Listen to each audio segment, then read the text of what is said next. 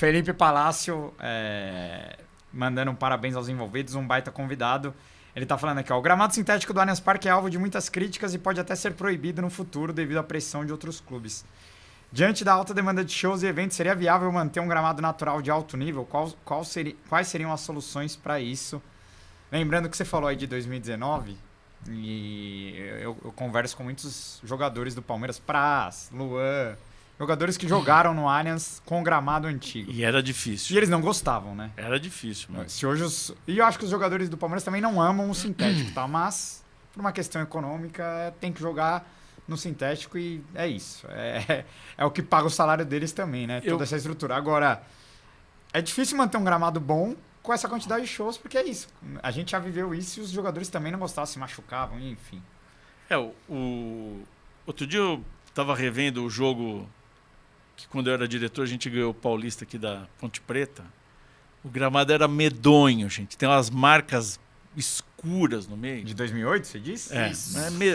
Procure na internet para vocês verem depois. Mas só uma curiosidade, porque eu vi isso semana passada por coincidência. Caramba, nem eu lembrava que era tão... Mas o antigo parece tinha uns... Ele vivia de... Tinha umas épocas que ele era mó tapete, pelo menos parecia, né? Nunca joguei, não sei. O Paulo Nobre fez uma reforma importantíssima. Acho que foi 2008 mesmo, ou 2009. E porque era sofrível. Era igual a iluminação. O negócio era ruim. Tinha diversos tipos de grama e o Paulo bancou. Uma reforma dos vestiários, que eles eram também... medonhos. O que tem de convidado que vem aqui e fala que o Paulo Nobre já bancou aqui. Eu queria ele já gastou dinheiro lá no Palmeiras. E o gramado e o vestiário não pagaram de volta, não, viu? Sim. Não, ele mesmo contou que ele pagou em 2007, acho a folha salarial, porque o Palmeiras não tinha...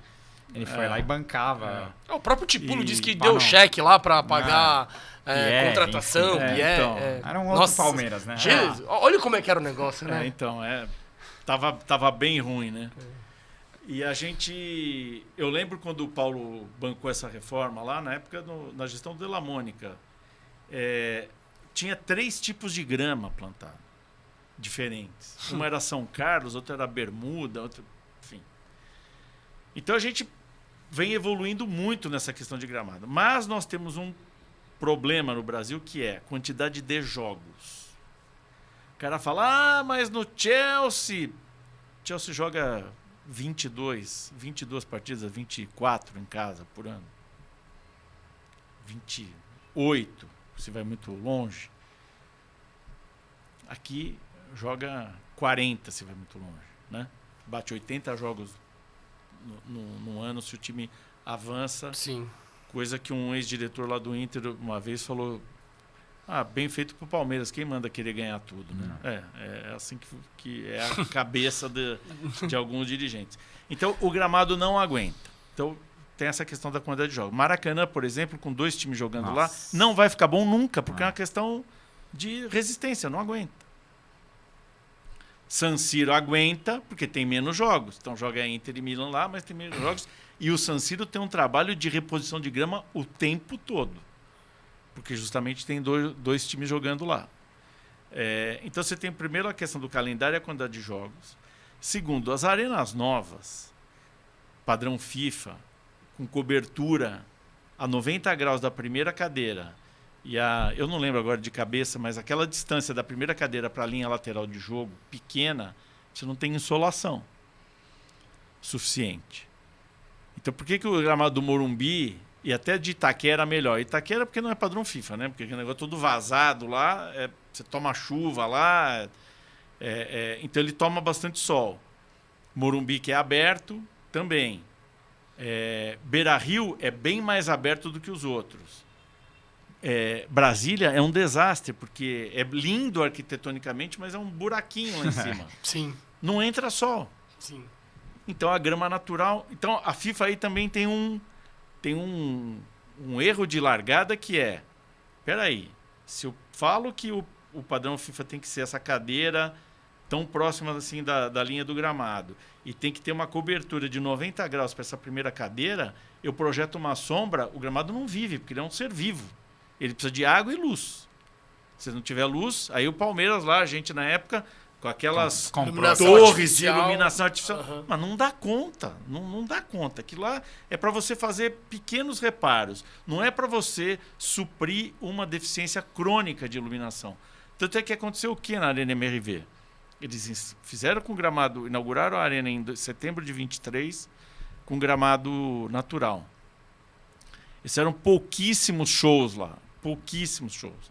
Inclusive porque lá é gestão do clube e eles não abrem mão de tirar o clube de lá nunca para ter shows. A grama não vive, porque é uma questão de... Ela não sobrevive porque ela não tem luz suficiente. Então eles estão instalando o gramado artificial. Agora, o que eu acho que tem aí?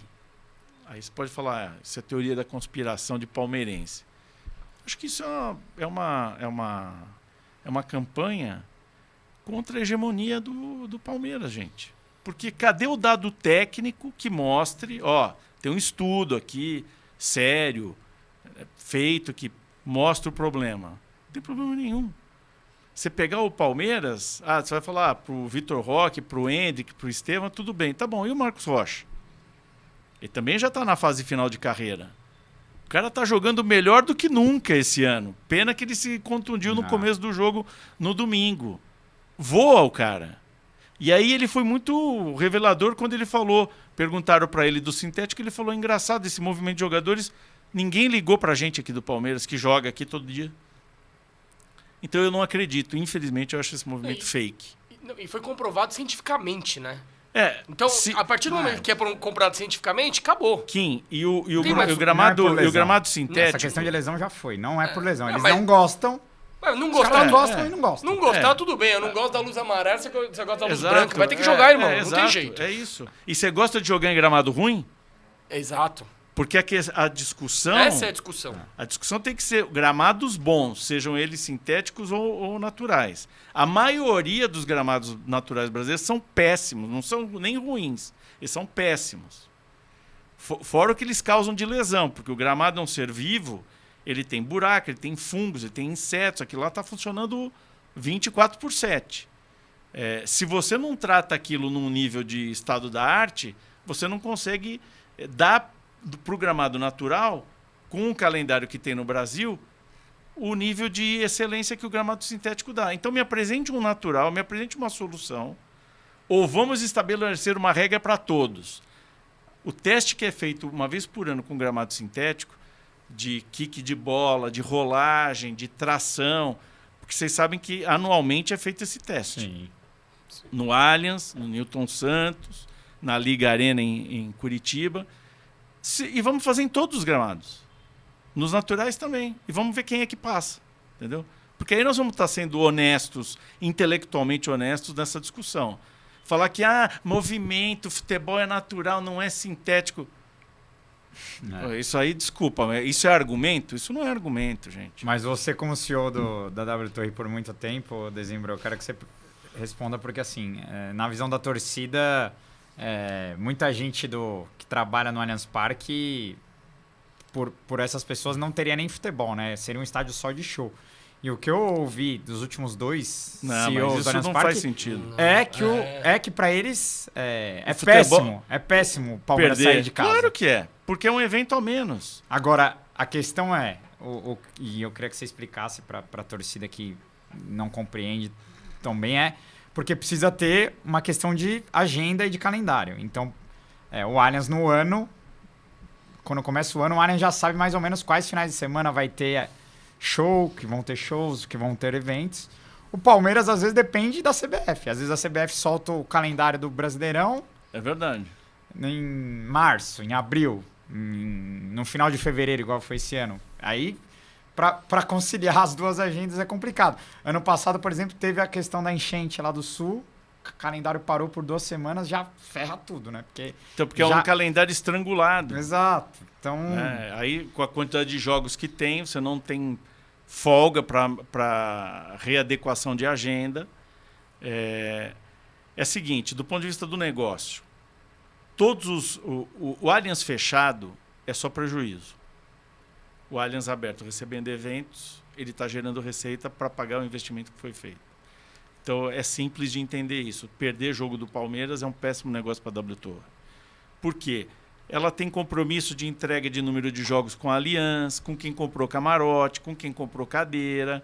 Isso movimenta a venda de alimentos e bebidas, isso incrementa o número de público no estádio. Então, quem comprou patrocínio lá está vendo um número maior, tem transmissão em todos os jogos. Enfim, é um péssimo negócio não ter jogo lá. A questão ali é como você maximiza a agenda.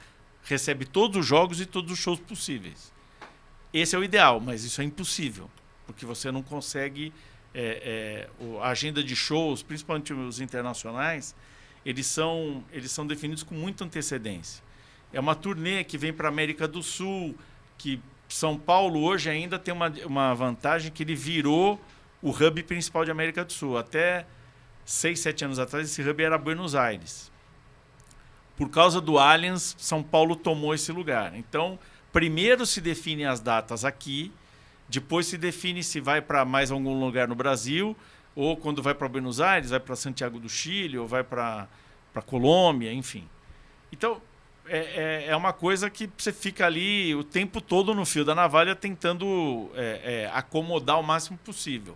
Chegou-se ao extremo desse último final de semana, em ter o jogo no sábado e o show no sábado e conseguir fazer o jogo no domingo. Ano passado já tinha tido custo, já. Mas aí não 100%, né? Não teve o 100%. Teve Não, a final do Paulista ano passado contra o Santos teve só pra contrariar no sábado. É que aí parece que era um show bem mais simples. Exato, né? E aí a torcida não entende também que um show nacional, às vezes o palco... bem mais simples. No show internacional o palco é muito maior, Você tem telões. A estrutura o que fizeram aqui, eu não sei de quem é o mérito, mas vamos dar o mérito para todo mundo, então, para o Palmeiras, para a W Torre, para a produção do show, porque é um negócio que você não vê em outro lugar do mundo. É muito mais difícil fazer isso do que fazer um show do Super Bowl no intervalo lá. O nível de complexidade, e principalmente por causa do gramado. Você tem que entregar o gramado num nível de excelência. Não dá para ter ali tampinha de latinha de cerveja, tamelecado que caiu taça de champanhe ali. A proteção do gramado tem que ser algo... O negócio tem que ser estado da arte. Fizeram isso com uma excelência espetacular num intervalo de tempo muito curto. Então, o desafio do negócio Allianz Parque é maximizar a agenda. E aí, por isso que hoje eu estacionei meu carro aqui em frente. Então você via ali o tour, tinha tour começando, hoje é uma terça-feira, eu cheguei aqui 4 horas da tarde, né? Sim. Tinha um grupo ali, eu contei, 9 pessoas começando um tour para visitar o estádio. Tinha a lanchonete aberta, a loja do Palmeiras aberta, estacionamento cheio. Virou até um ponto turístico de São Paulo, né? Até para minha surpresa, tanto de gente que tinha ali no estacionamento, acho que são sócios do clube, eu vi várias crianças com mães saindo ali, devem ter a escolinha de esportes e tal. Esse é o nome do jogo, é manter esse estádio com atividade o máximo de tempo possível. Agora, é uma coisa ruim para o negócio perder jogos, ainda mais quando são jogos decisivos. Né? Porque aí quem comprou o camarote, quem comprou a cadeira, os patrocinadores da arena falaram, como é que você não viu isso? Mas às vezes não dá para ver. Então o máximo que se pode fazer aí é tentar ou fazer uma operação de guerra como foi feita no último final de semana, ou tentar alguma adequação de data, aí, seja do jogo, seja do show. Mas no caso dos shows internacionais isso é impossível, porque isso é marcado com muita antecedência, entendeu? A gente já sabia ali, a gente tinha um mapa de calor do ano. Então, esse mapa de calor aqui, isso aqui é reta final de Brasileiro, reta final de Paulista. Aqui, estamos começando aqui os jogos mais decisivos de Copa do Brasil. Então, a gente começava a evitar, ou tentar evitar essas datas mais críticas, né? E isso foi um processo de aprendizado dos 2, 3 primeiros anos ali.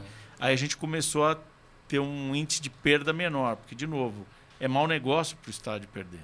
É mau negócio. E a própria CBF também não colabora, né? Eles demoram para lançar as datas, então fica todo esse bolo, os horários. Mas não é que não colabora com o Palmeiras, não colabora com ninguém, né? Tudo. A gestão é bastante... Sim.